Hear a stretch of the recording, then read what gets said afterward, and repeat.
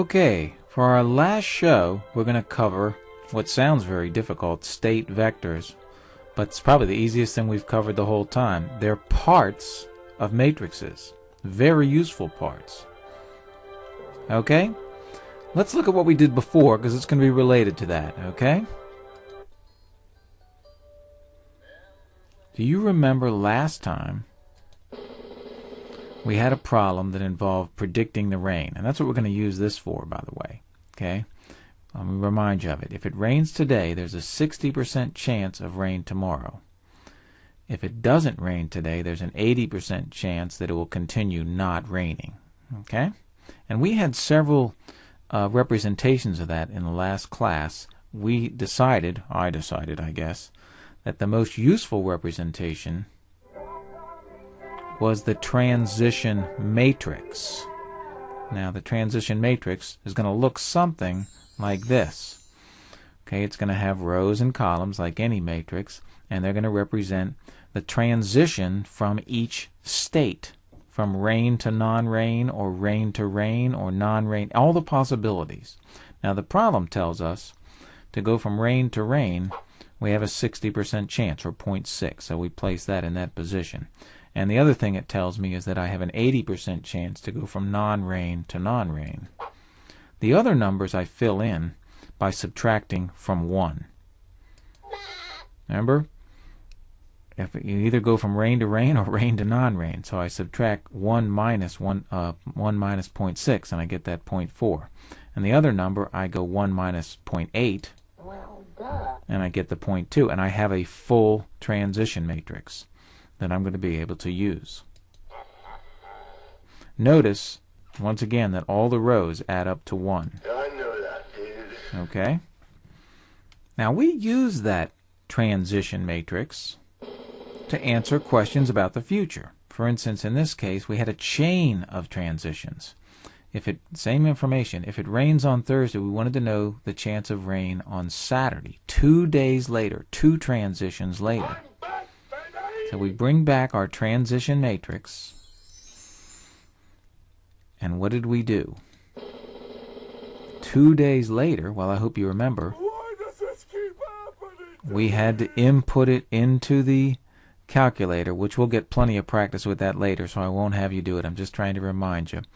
Okay, we input into the calculator using our matrix key, and then for 2 days later, we calculated what t, the transition matrix, was, t squared was. And it gave us plenty of information. We had to pick out the information that they wanted there to go from rain to rain. Does this answer your question? And that answered our question. How about that? Now this became an especially useful representation when we had to go through a much longer, complicated chain. For instance, in this case, we're going to start off on Thursday, and we're going to try to go 6 days later. Now, I hope you appreciate You've got troubles, a Mac. tree diagram. You may remember we covered that last time, would have been an absolute nightmare. But if we represent these transitions as a matrix, Perhaps I could be of some assistance.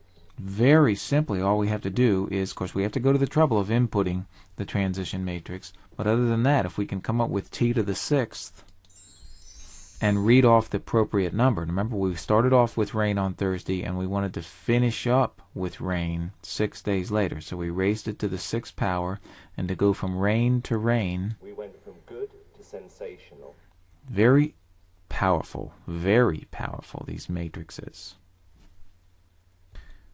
Now you also want to remember, just in case you're going to want to use that matrix, that same transition matrix, for another question, I'll be back. that you can use on your calculator, second entry, and it'll bring back the reference to whatever matrix it is, whether it's A, B, C, or whatever. We don't have a T actually, and it'll bring it back. I'm back. And you can do it after 3 days, after 5 days, after 10 days, or whatever. Okay. The other thing is, we're going to get some long, complicated numbers, so don't forget that we can go to the second part of mode and limit the number of decimal places. Okay? That's very useful, and I'll expect you to do it. you learn. Okay, we did this one last time, but just as a review, let's take it from beginning to end, a whole transition matrix problem, okay? We've got to come up with the transition matrix is one of the harder parts. We've got a study, you may remember, at University of Maryland that showed each year what percentage of people changed, that reeks of transition, from one major to another. Now, it might be an overwhelming amount of information here, but if you put it in a matrix, it's not so bad. 10% of the engineering majors changed to liberal arts, 5% changed from engineering to business, and the rest stayed in engineering. So they went from engineering to engineering, in other words. 3% of the liberal arts majors changed to engineering, 15% changed to business, and the rest liberal arts majors stayed in liberal arts.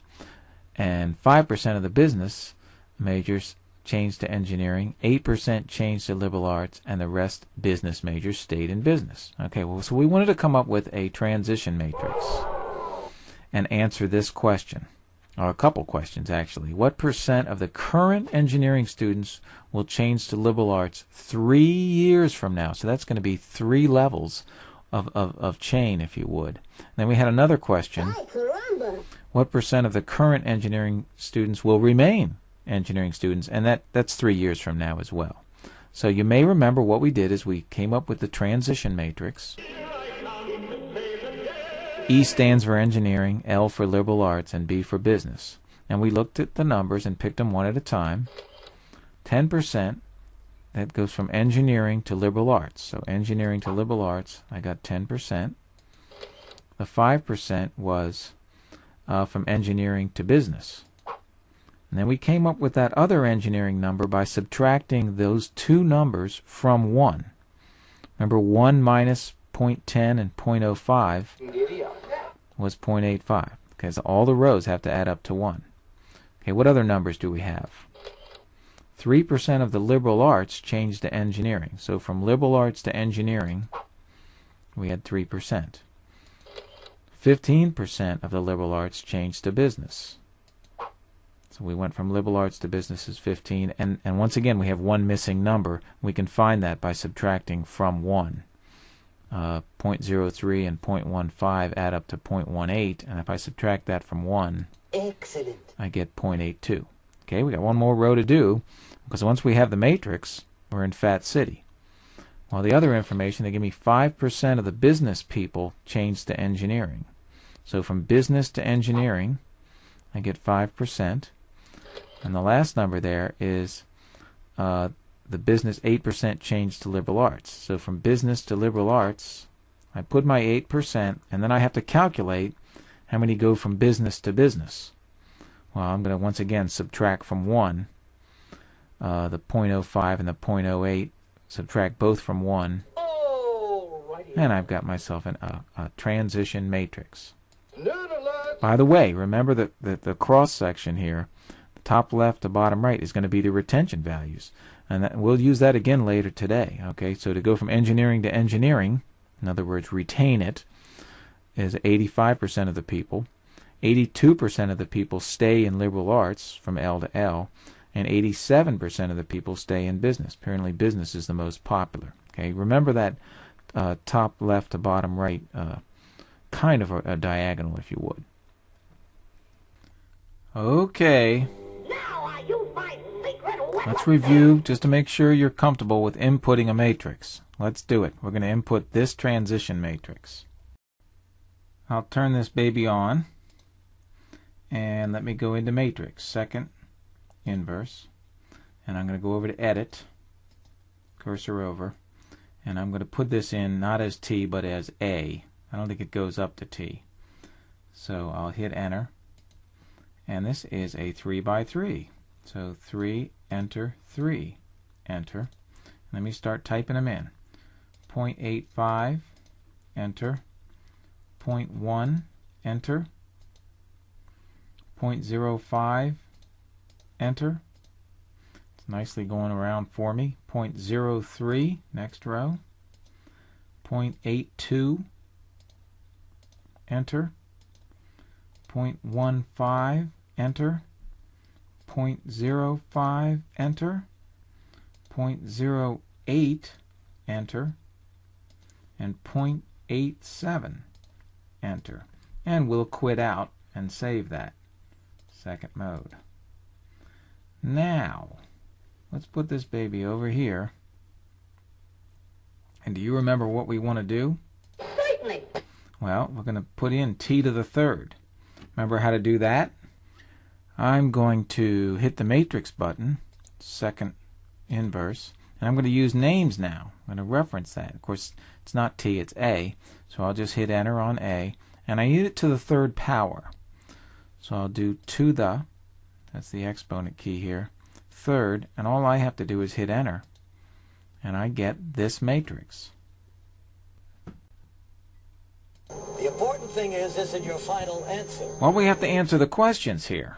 There's two questions, so we have to pick the right number.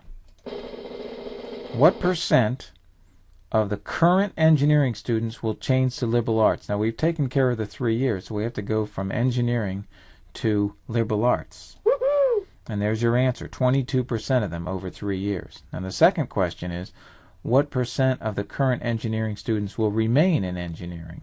Well, that'd go from engineering to engineering, and that is 63%. So you have to know which numbers to pick as well. It probably would behoove you to label, don't get lazy on me, label the E, the L, the B, or whatever you're using with something so that at the end of the problem you'll know what those numbers stand for. Okay, well, that's kind of your review for matrices. Wait till you see. I now present an act that no other performer has ever dared to Really neat stuff with state vectors. This isn't like Utah or Alabama state. I'm talking about a temporary or particular condition at a particular time, like the state of the weather, or the state of the stock market, or the situation a population is in at a particular time. That's the kind of state that I'm talking about. Now, it's going to behoove us. We're going to have some new vocabulary. We're going to be writing down these states. There's going to be some shortcuts for writing it down. P sub 0, we're going to say, is the initial state. It's going to be a matrix, okay? The initial state that something is in. It's going to store all those numbers. It's always going to be a single row matrix of numbers. And generally, these will be probabilities, but they're not always, okay? Give me an example. In 2007, 10% of the students declared as engineering majors, 20% declared as business majors, and 70% as liberal arts majors. That was the state that the college was in 2007, and that could be stored as a matrix. 10%, 70%, and 20%. Now, once again, let me remind you, you're going to have to label these things, or because no one's going to do it for you. You have to know which of those numbers represents which. Okay, but it will always be a single row. That's what a state vector will be. Now, we'll define P1 as the second state matrix, and that's basically after a transition has occurred, after one transition has occurred. So that's the initial state matrix times the transition matrix. Get the idea? Take your initial state, multiply it times one transition, and you get P1. P2, of course, then would be a third state, but it would basically be, the third different thing, but it would be your initial state, P0, times the transition matrix, times the transition matrix again, times the transition matrix twice, basically, after two transitions. Get the idea? If you do, then I hope you've figured out, basically, that P sub n is going to be after the nth state, okay? It's after n transitions have occurred, isn't it? I'm back, baby! Let's look at this problem again. Back to our freshman example. In 2007, we started with an initial state matrix, if you would, 10% of the students declared as engineering majors, 20% as business majors, and 70% as liberal arts majors. That was just that year.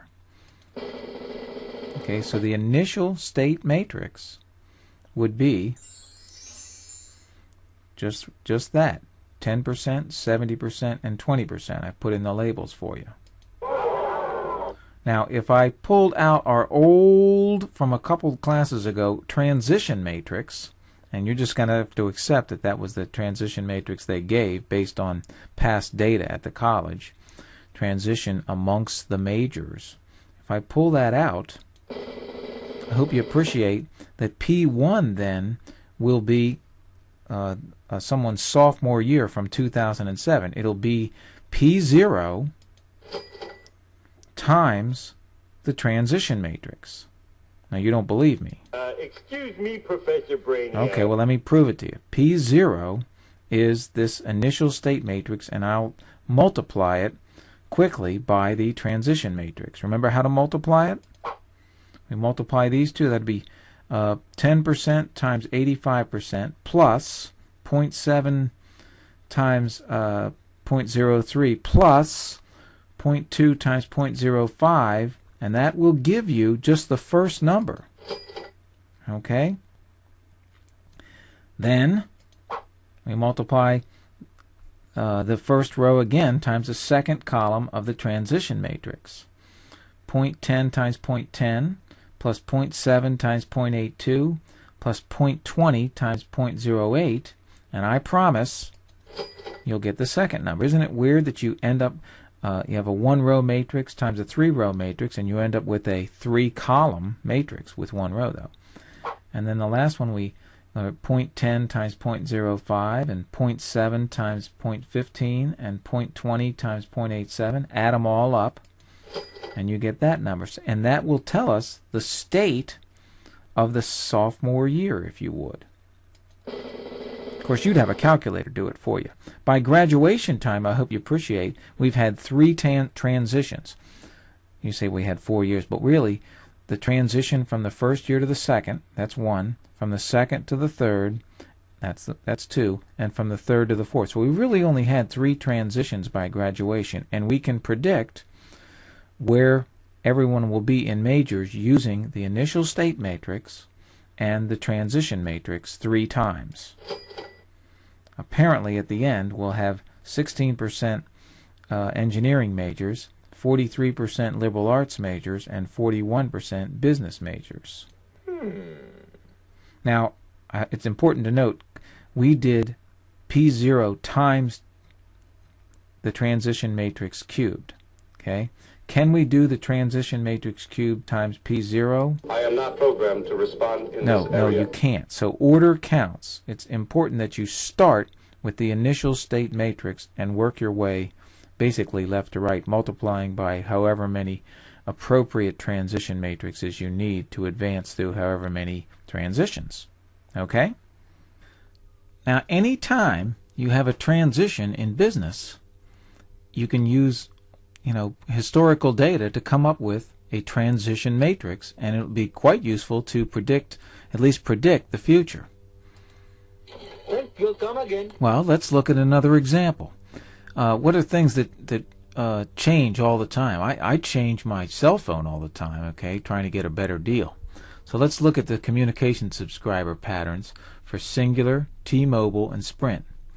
And if we looked at them, you could come up with, or they could give you, a transition matrix that looked like this. Okay? Now that's not going to be useful to us until... Okay, bud. You got to input this bad boy. Go ahead. Come on, do it with me. You learn by doing. I'll turn this baby on. And second matrix. You should be getting good at this by now. I'll cursor over to edit. And I'm going to put this in as matrix A. So there's no confusion. Even though it's T, there isn't a T though. Okay, so I'll hit enter. And it is a 3 by 3. So 3, enter, 3, enter. And let me read the numbers off and you can put them in with me. 0.9, enter. 0.06, enter. 0.04, enter, there's your first row. 0.2, enter. 0.7, enter. 0.1, enter. Done my second row. Now the third row. 0.16, enter. 0.09, enter. And 0.75, enter. And I've got everybody in for the transition matrix, so I'll quit. Second mode. Okay. Now we're ready for any question. Note, by the way, once again, what customer loyalty is, okay, or retention values, that diagonal. Looks like singular is doing very well. 90% of the people are staying with singular. Maybe you should look at that, okay? Anyway, you get the idea. Let's answer some questions. Currently, the market, that's right now, the state of the market is divided amongst them 35%, 45%, and 25%. The question is, what will the market look like in 3 years? You can see that that's certainly a viable question if you're buying stock or if you're one of those companies. Okay, so, well, we have an initial state matrix, don't we? P0 would be just from those numbers, 0.35, 0.45, and 0.25. And we can find out what the market will look like in 3 years. Oh, can't do it until we input P sub 0, because we're going to do some multiplication. So let's input P sub 0. Now I've already used the A, so I'm going to input this matrix as B. Okay, let's see. Second, inverse, go over to edit. I see I already have an A, and I'll cursor down to B. Don't overwrite the other one. Hit enter. Now this one, how big is this one? Well, this is a 1 by 3, isn't it? 1, enter, 3, enter. Okay? A 1 by 3. It's a one-row matrix, just like any state vector is. Okay, and the numbers are 0.35, enter, 0.45, enter, and 0.25, enter. Okay, now let's get out of there. And now we have both of them all set in the calculator, and your calculator is ready to boogie. So be ready. I'm going to ask you some questions. Now, you should be able to tell me what the market will look like divided amongst these three companies in 3 years. We would call it No, I can't take it. I can't take it, Jerry. P3. This is not that hard. Okay, all you have to do is take your initial state vector, that's a fancy name for it, isn't it? P0, which you called B, and multiply it times your transition matrix to the what power? To the third power, because there's 3 years. Okay, and go ahead and I want to wait for you to do that. It's going to be basically, in your case, it'll be B. That's the initial matrix, so I have to go into matrix. I'm going to stay on names, and I'll get B out of there. Times, and you don't have to put the times. You can if you want. Times, our T is really our A, isn't it? So second matrix, and we'll stay on names and get A, and we need A to the third power. So to the third power, and that third power just follows the regular order of operations. We'll only be raising A to the third power, and it will give me a vector that will tell me where I'll be in 5 years, which is 0.56, 0.26, and 0.23. Remember that it's up to you to know what number goes with which. So I hope you appreciate using an initial state vector and a transition matrix. I'm dangerous. I'm very, very dangerous. You have predicted the future market. Pretty cool, I think. And not that hard. Do you mind telling me what this is all about, Mr. Okay, well, let's talk about our last subject here, regular Markov change. Regular Markov chains. It's going to have something to do with transitions because it's chains. Well, I'd like you to consider this transition matrix. Well, you want to consider it. Boy, you can never rest in this class, can you? Let's input this. Let's input this as C. It's not that hard. It's a 2 by 2. Let's do it. Come on, quit crying. I'll do it with you.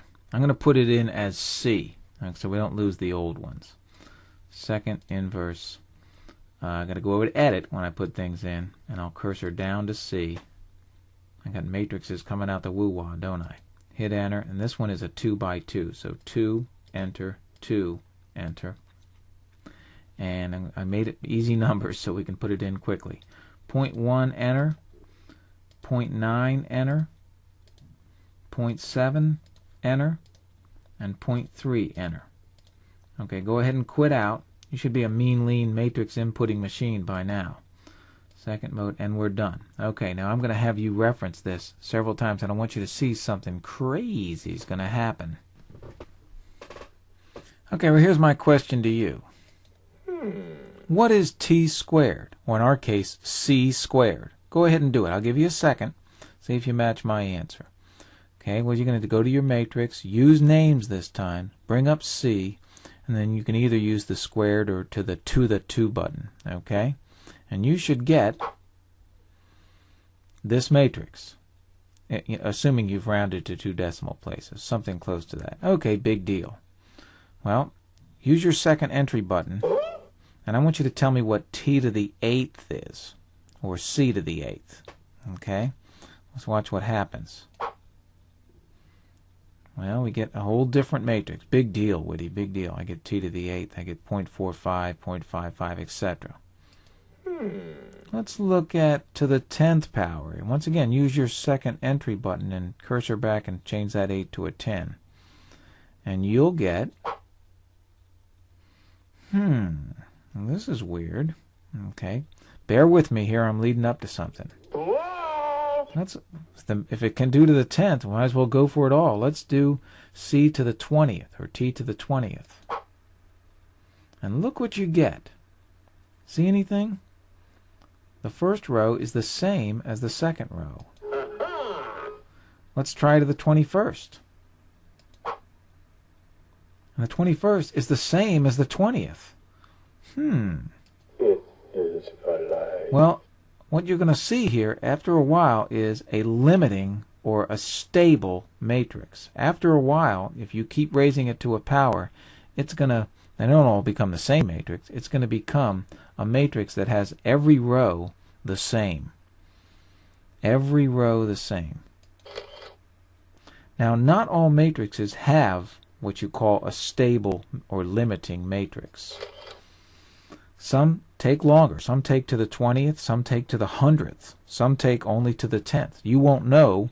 Well, you can always go too far, though. Okay, you can just keep going higher until it becomes stable. Just raise it to a higher power.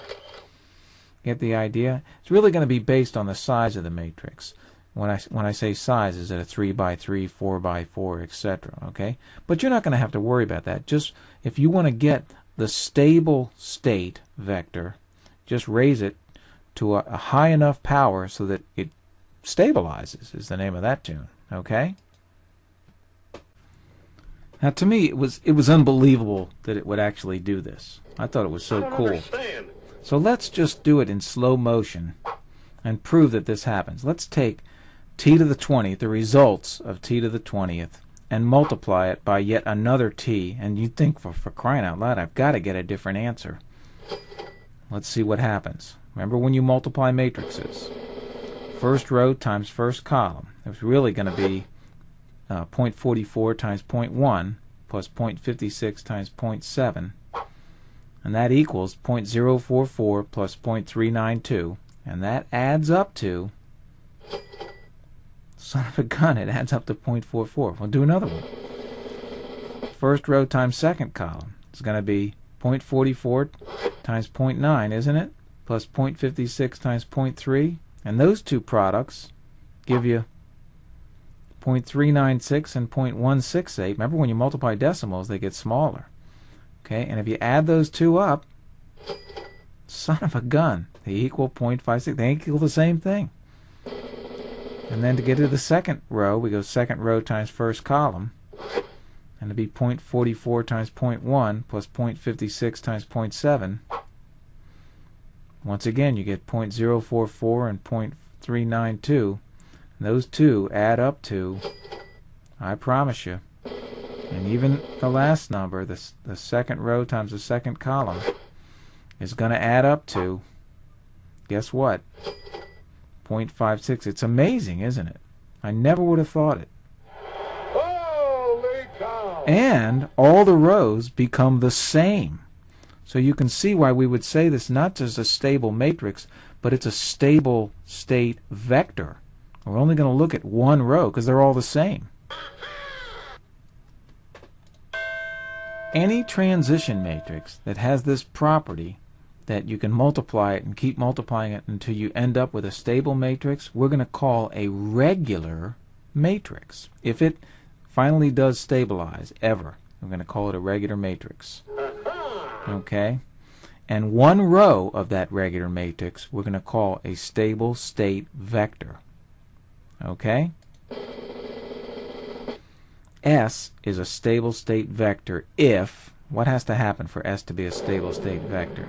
If S equals S times T. In other words, T doesn't have any effect. If you multiply T, you still get the same thing. It's stable. It stays the same.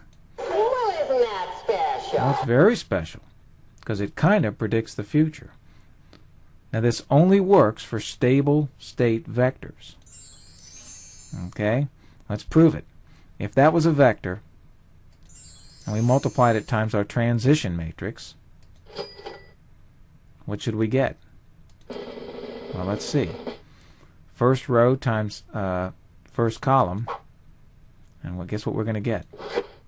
It adds up to 0.44. And first row times second column, and guess what we're going to get? It's not going to change it, ever. No matter how far you go. So that will only work if you have stable state vectors. Okay, it's going to stay the same after a certain time. So we can say the stable state vector is the way the future will be in a certain instance. So we're going to want to find these. There's going to be all kinds of problems. And you're going to ask, how do I find the stable state vector? Well, it's quite simple. Pay attention, boys. I'll show you how it's Let's done. go back to our communication transition matrix with singular, mobile, and sprint. I want to tell you my secret now. Now, it's very simple. Just this little secret. If you take the transition matrix and raise it to a relatively high power, or a high enough power until all the rows become the same, then one of those rows is the stable state vector. And there it is. Okay? Interestingly enough, remember where this started. The original state vector was 0.3, 0.45, and 0.25 for singular, T-Mobile, and Sprint. Looks like singular has taken over the market here, or will eventually, is the idea. So you can perhaps buy stock in that, at least with this simulation. Okay. Well, look what we got here. Let's do another problem. If we look at the history of politics over the last several years in Germantown, and we look at the 12,000 voters that live there now, over the last 4 elections, the transition matrix amongst the 3 parties, people have moved from party to party, and they surveyed it to be something like this among Democrats, Republicans, and Independents. Okay? So that's the transition matrix. For instance, the number of people that move from Democrat to Republican is 15%, whereas the number of people that move from Republican to Independent is only 2%. You get the idea, hopefully. Okay? Well, if we're going to use that transition matrix, There's something I have to ask you. we're going to ask you, in the long run, how many will each party have? How many people will each party have? Now, this is a transition matrix of probabilities, okay? So we're going to, at the end, we're going to have to convert it to voters. But anytime you see the word the phrase "in the long run," you smell stable state vector. I can tell you right now. Oh, can't do anything until we input it into your calculator. So let's get busy, bub. I'm going to input this as D. Let me turn this baby on. I'm going to input it as D. So second go to Matrix. I'll go over to Input or Edit, and cursor down to D. You could have hit 4 and hit Enter. And D is going to be, in this case, a 3 by 3. 3, enter, 3. Enter. And I'll read the numbers off for you. I want you to input with me now. So 0.8, enter. 0.15, enter. 0.05, enter. Now we're in the next row. 0.08, enter. 0.9, enter. 0.02, enter. Now the final row. 0.2, enter. 0.15, enter. And 0.65, enter. Okay, now that is matrix D. So let's quit out, second mode, and we've got it input. Now what are we going to have to do to get the stable state vector?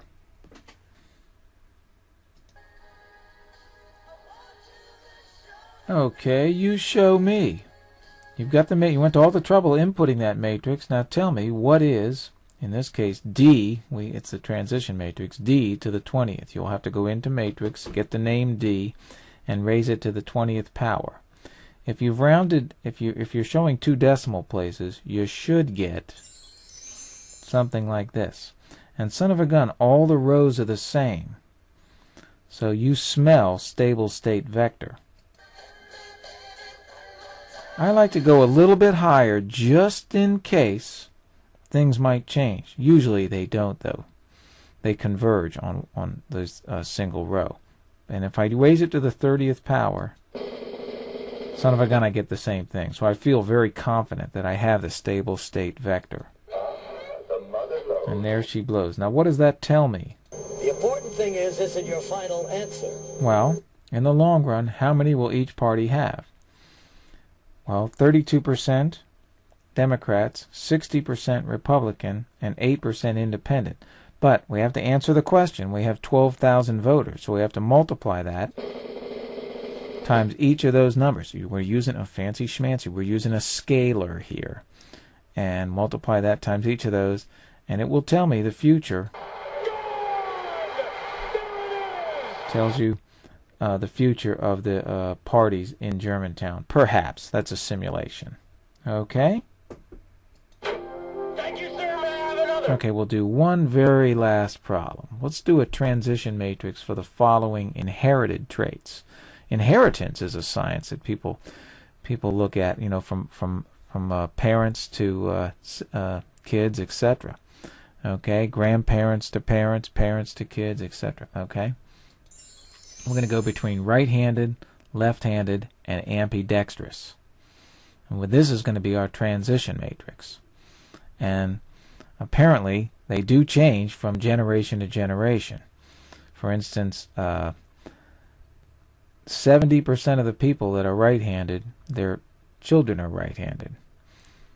Of the people that are right-handed, 0%, as you can see, usually 0% are ambidextrous. That's pretty weird, huh? So, let's use this transition matrix to find the stable state vector, and then we'll interpret what the meaning is. Okay, I'm going to do it for you. See if you can do it with me. Let's input this matrix. Okay? Why, you lazy thing, you're letting me do it, aren't you? Okay, take a look.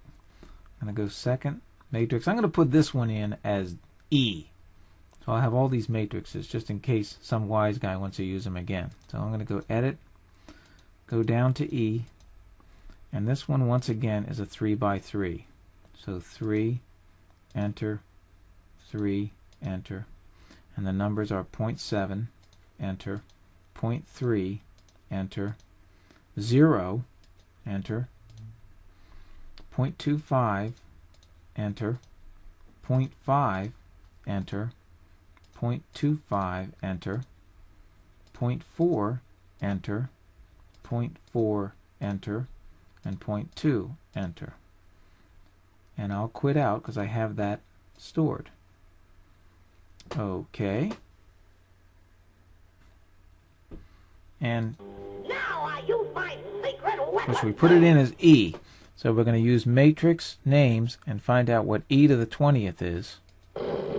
20 is usually a pretty good number for me, at least with a 3 by 3 matrix. And that looks real good. I want to be sure, so I'm going to raise it to the 30th, just in case. And son of a gun, I get the same row. So it hasn't changed, so I know I have the stable state vector is one of those rows. Travis spoken. And there it is.